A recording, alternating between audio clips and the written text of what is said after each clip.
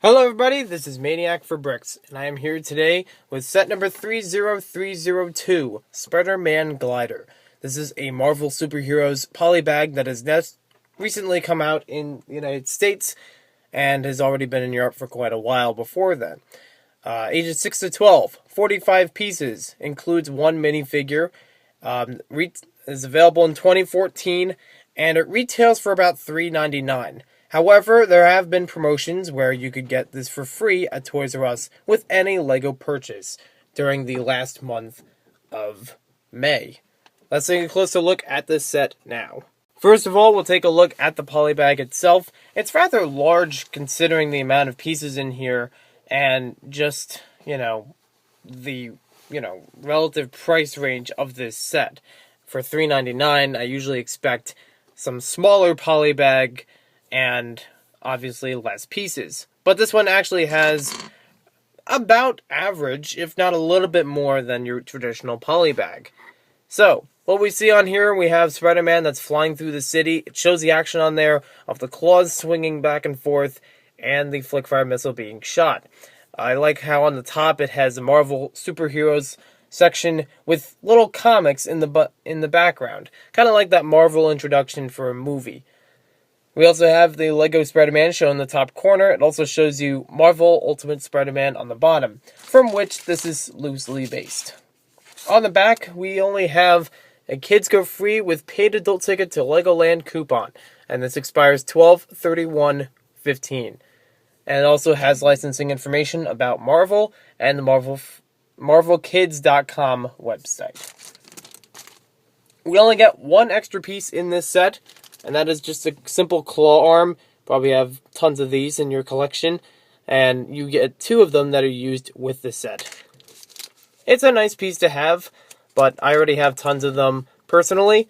And having another one isn't too bad, but I would have preferred something else. And maybe another piece or two, because that's the only one. So here we have a look at the instructions. It's actually a little bit different this time. First of all, it's a little bit bigger than some of the previous instructions we've had so far in 2014. And second, we have this one in a different style. This one actually has, as I've mentioned in my building video, 3 columns with the instructions going down this way to make all the steps fit onto one page, and then only a few of them to fit on the back page.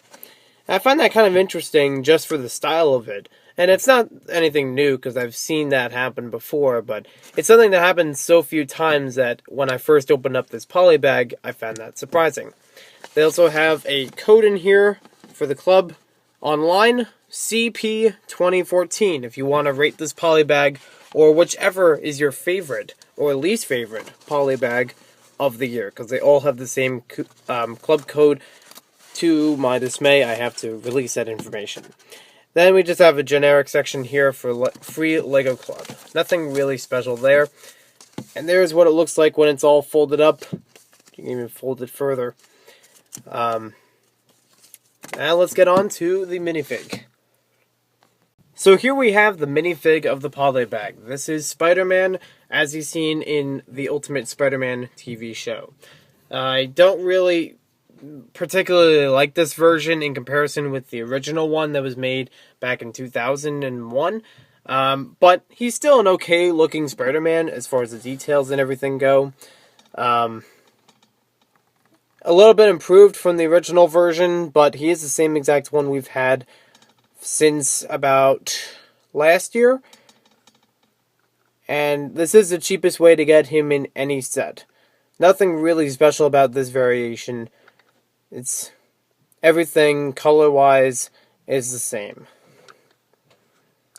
And he does not come with any webbing in this set, but the flick-fire missiles might make up for that. So here we have the Spider-Man Glider, and I have to directly ask this question. I honestly do not have any idea why Spider-Man needs any vehicles of any type. A car sometimes is okay, but why a flying vehicle? As far as my logic goes, whenever he needs to go around the city in a quick way, and, when he's through the air, he's just swinging by, shooting the webs, different parts of buildings, swinging along them, and then shooting more. It's the thing that we love best about Spider-Man when it comes to, his appearance is that he just swings into action almost literally. Let me just put him back on here because he's not on. But also I want to ask another question. I don't know much about gliders, but I really want to know. Do gliders have the ability to have a person on top of the vehicle? Because traditionally I've seen with Lego gliders, and when I think of a glider vehicle, I think of a person that's hanging from around here with some kind of metal bar of some sort to hold them on. And maybe some sort of propulsion down there or something. But he's sitting on top. He's actually standing. He's standing on top of this vehicle, which doesn't make it much of a glider as far as I know it. But again, correct me in the comments if there is a type of glider where people stand on top and operate it. Now, this set really isn't that favorable to me. And I've already explained a little bit why. In terms of logic, it doesn't make sense to me, and it's not really a formidable vehicle for Spider-Man, but I imagine that for kids, they really wouldn't matter either way, and it'll be kind of fun to have him flying through the air on this vehicle. We have 2 flick-fire missiles on here that have kind of a neat piece. That little white piece is kind of neat that we added on there. I assume that's some sort of webbing or silk material based on his webbing that you could shoot around and capture villains with. We have these winged ends that can move up and down. And as I've mentioned in my building video, this has a lot of neat pieces in here. For the blue and red, they really do a good color scheme. And, they include some gray and black, which is okay to break it up from there. So I do like how the color scheme of this vehicle looks in comparison with, what it could be. I mean, I thought there wasn't going to be much of black, or not a lot of blue and red except for the top. But they have it pretty much throughout the whole vehicle. I find these claws to be a little bit interesting, but almost unnecessary. I don't know exactly what the purpose of those claws is supposed to be. Is it if somebody's, attacking him from the ground, that these claws can catch them, or catch the missiles? I don't know exactly what the claws' purposes are. They don't really show it in the set. They just show that they're hanging there. But I thought, and I actually did this by accident, during mid-recording this review, just hold them up like this, and you can make it more into a flying vehicle, a little bit more sleek, and maybe have these pop out as a surprise. Even this way, it's a little bit easier to hold on the ground, and just looks a little neater to me. We also have this giant wheel as an engine. It's kind of interesting how he's standing on top of the engine. And like I think, there's not much to really say for this set. I've pretty much summed up my thoughts. It's not really the most favorable polybag, but I like the color scheme with it. Just to get some of those pieces in red and blue is really nice, especially the blue pieces. They're really well done.